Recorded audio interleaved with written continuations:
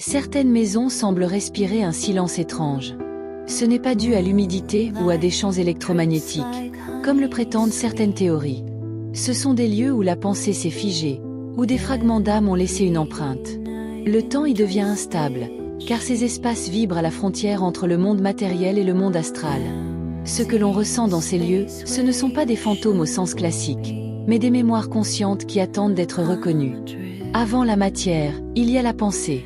Chaque chose que nous percevons, un corps, une étoile, une émotion, est d'abord née d'une intention vibratoire. Ce n'est pas la quantité de pensées qui crée, mais leur clarté, leur intensité, et leur lien à la source. Une seule conscience, profondément connectée, peut manifester une réalité entière. Ainsi, nous ne sommes pas de simples observateurs du monde, nous en sommes les architectes invisibles. Lorsqu'un être quitte son corps physique, il ne disparaît pas.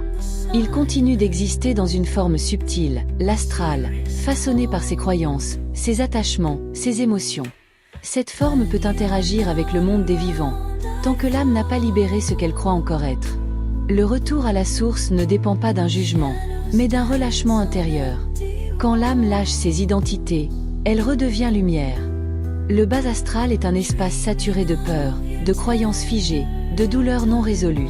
Les entités que l'on y trouve ne sont pas toutes malveillantes. Certaines sont des créations collectives, des reflets amplifiés de ce que l'humanité refuse de regarder en elle-même.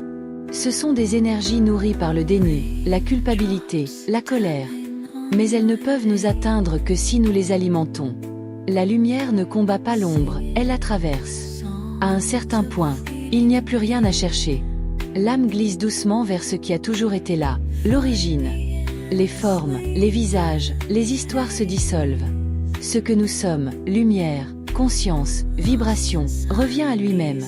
Il n'y a ni jugement, ni attente. La source ne demande rien.